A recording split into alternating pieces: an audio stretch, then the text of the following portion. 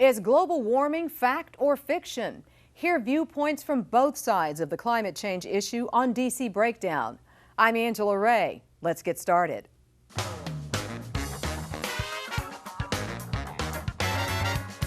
Breaking through the rhetoric, breaking down the issues from the nation's capital. This is DC Breakdown. Welcome to DC Breakdown. I'm Angela Ray. Something major has changed for millions of Americans over the last decade. The quality of the air we breathe has apparently improved. Some say dramatically. Brian Todd explains. Dramatic new satellite pictures from NASA that dial back doom and gloom predictions about our air quality. This progression map shows by at least one measure, the air in the United States has improved. Over the last decade, nitrogen dioxide has decreased in cities across the U.S. Red and orange are the worst areas, green and blue are better. Especially along the densely populated I-95 corridor in the Northeast, the difference is striking. This represents a map in 2005 of nitrogen dioxide, and you can tell by the red levels that pollutant levels are really high all along the eastern seaboard, the Ohio River Valley, the major cities of the U.S. like Atlanta and Chicago. And then what do we have now? Well, now we have much lower levels. Of this one pollutant, levels have gone down by about 40% since 2005. Nitrogen dioxide is a yellow-brown smog that comes mostly from vehicles and coal-burning power plants. It forms ozone, the gas in the atmosphere that burns our lungs. So why is the air getting better, even though the number of cars on the road has increased? Our pollutant levels are still going down, and that's because the cars are becoming more fuel efficient. And new coal-burning power plants now scrub much of the pollution out before it can get to our lungs. The World Health Organization says in 2012, about 3.7 million people around the world died from the effects of outdoor air pollution, most of them in Asia. Experts say the people whose smog has hit the hardest are the ones who can really feel this improvement in our air. People who have asthma, they definitely can tell that they're breathing easier. And it's easier when we're looking at it on a long-term basis or looking at hospital records or other medical records. Nitrogen dioxide levels are also a good indicator of how other pollution is trending. But experts say it's not all good news. There are other pollutants out there causing harm. We have about half the nation who lives in counties that have unhealthy levels of air pollution. And that's the good news from NASA, that the quality of the air we breathe is improving. Joining us to talk about air quality and other climate change issues are Jalonne Newsome from We Act for Environmental Justice, an organization that believes we need to do more to stop the effects of global warming. Also joining us is Dr. Cohen of the National Center for Public Policy Research, who believes humans are not to blame for and cannot correct changes in our climate. Good to have both of you here with us. We have been talking about climate change on the show, and I just decided it was time for us to actually have a debate about the issues. So, Dr. Cohen, I want to start with you. Tell me, explain your position to me with respect to climate change or global warming. Well, I think it's important for our viewers to understand that we are currently experiencing a climate that in most parts does not differentiate between the climate things that we have seen in the past. We are not experiencing any particular dangerous global warming. Climates vary. They vary greatly. We will have times when the term climate change is actually redundant. Climates always change. There is no such thing as a stable climate. There never has been, and there never will be. So when you hear that May 2014 was the hottest month in the history since we've been keeping records, what does that make you think? It doesn't make me think very much at all, because first of all, we don't measure climate today the way we were measuring it 100 years ago or 150 years ago, and prior to that we didn't measure it at all. We can only see it through proxy. So we don't really know what was the hottest month at any particular time.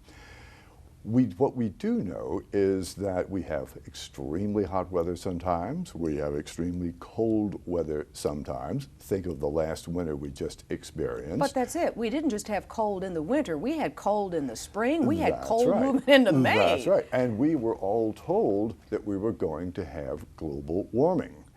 And what we have seen is over the past 18 years, there has been absolutely no warming whatsoever.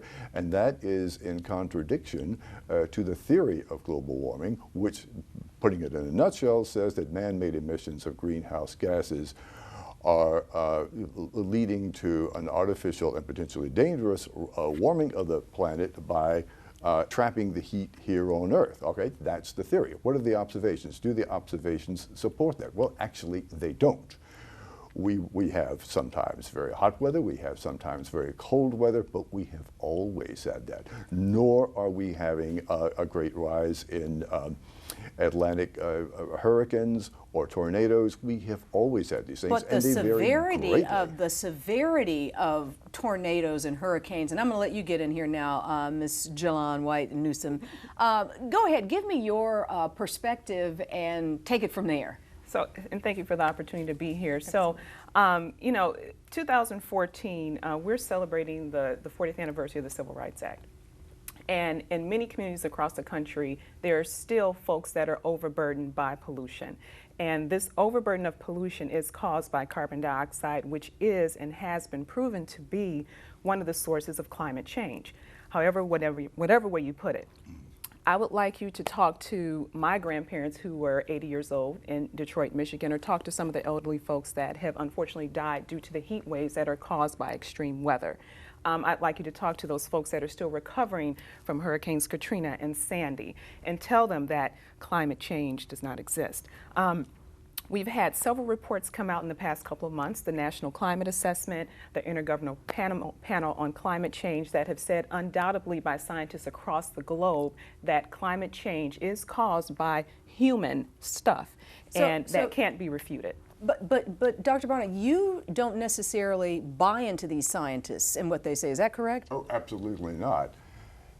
The notion that carbon dioxide, which is known as the gas of life, it's the kind of things that makes plants grow. It makes life possible on Earth. For carbon dioxide to be declared a pollutant, which the EPA did, is absolutely ludicrous. Without carbon dioxide, we would have no trees, no plants, no forest, no agriculture, give me your response. nothing. Well, you know, we're emitting carbon dioxide right now and speaking. Yes, and Jalonne is getting ready to emit carbon dioxide. Yes. So as humans, we expel about a kilogram of carbon dioxide per day. But the thing is, and I was at a hearing last week in Congress where one of the representatives from Texas talked about the fact that carbon dioxide is no big deal. We expel it, and you are absolutely right. But the thing about it is we cannot regulate humans. We can't tell people to stop breathing. So what we can regulate are the power plants that are putting out tons of carbon dioxide. Belching carbon emissions. Much more than the 1 kilogram that we expel Doctor, per day. you have to admit, anything that just looks like that, belching into the sky, that can't be good for us. Belching is a very evocative word. Thank you. But carbon dioxide happens to be invisible. Let's put this in perspective. Carbon dioxide, human-created carbon dioxide, has carbon dioxide emissions. The presence of carbon dioxide on Earth has risen from about 250 parts per million at the beginning of the Industrial Revolution to about 390 parts per million now. During that same time, life expectancy of people on the Earth has tripled.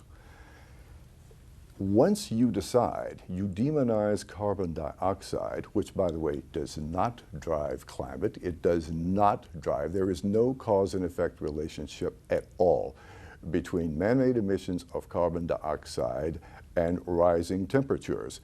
In the past, temperatures have been much higher than they are now, and I will confidently predict in the future they will be both hotter and colder. So you think that the conclusions that these scientists draw are just incorrect, that the entire scientific body, which it's basically all scientists, I know there are a few. I know there are a few, but more than a few. Oh, okay, but the majority of scientists, go ahead. Yeah, what I don't want to take your place. That's not what I'm trying to do. You know, what I will say is that, you know, it's very hard to get 100% consensus over anything, especially an issue like climate change. But when you have 98% of the scientists saying the same thing, are we not going to do anything because of the 2%? I think not. We have communities that again, are feeling the burden, whether you call it climate change, you know, carbon dioxide. There's other co-pollutants as you talk about belching out that you actually see that folks are dealing with because of the emissions in addition to carbon dioxide that are coming out of power plants.